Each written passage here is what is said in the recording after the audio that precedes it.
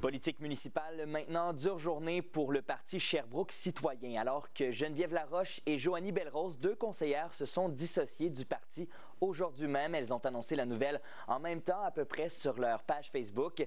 Selon elles, c'est le parti lui-même qui leur a demandé de précipiter une décision, elle qui était en réflexion.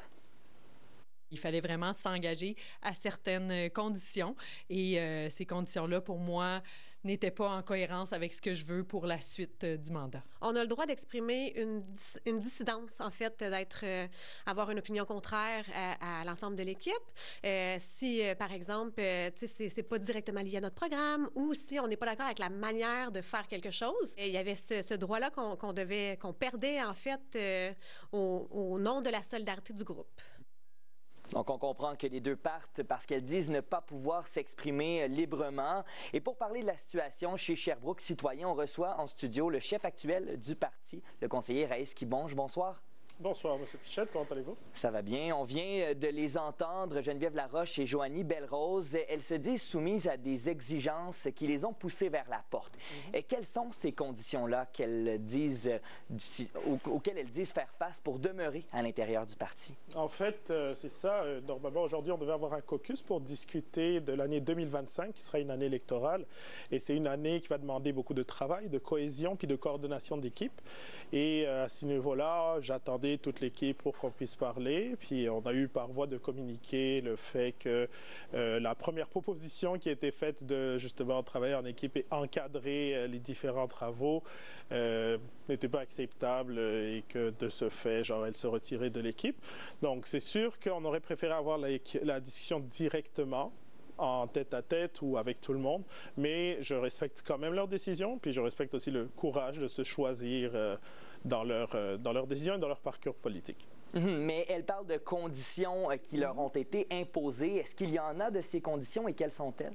En fait, la condition est très simple. Tous les caucus politiques à tous les niveaux, que ce soit provincial, fédéral et municipal, fonctionnent avec des règles qui disent, par exemple, on se rencontre avant les séances pour travailler les dossiers, pour s'attacher, pour s'arrimer, pour voir qui porte quel dossier. Et il y avait le fameux droit à la dissidence qui est justement non seulement permis, mais utilisé par tous les élus de Sherbrooke citoyen, comme le montre tout au cours du mandat. Et c'est quelque chose dans lequel je demandais plus de coordination, car en tant que chef de parti, quand on a un programme et qu'on veut le faire atterrir, il faut se coordonner et savoir si quelqu'un nous dit « moi, dans mon district, ça risque de ne pas passer, cette demande-là ». En tant que chef, on va parler aux autres élus pour voir si on est capable d'arriver avec ça. Et ce que j'ai compris, c'est qu'elles avaient besoin de plus de liberté et de pouvoir le faire quand elle voulait, quand elle le désirait. Là. Vous êtes quand même le leader de ce parti. Quelle est votre responsabilité dans ce qui se passe aujourd'hui, dans un climat tendu, une rigidité finalement qui est dénoncée? Bien, et c'est là où j'aimerais comme apporter une nuance parce que coordonner, ça ne veut pas dire être rigide. Là. Demander une assurance, c'est-à-dire de savoir que la personne qui veut mettre une dissidence doit juste l'annoncer au caucus ou se coordonner au caucus. Là. Ce n'est pas de la rigidité, c'est la base de tous les travaux d'équipe. De la même façon que je me suis toujours vu comme un coach d'équipe en tant que chef de parti et qu'il n'y a aucun coach qui accepterait que son joueur ailier gauche décide d'aller à droite ou décide d'aller en défense quand il doit être dans le trio de tête.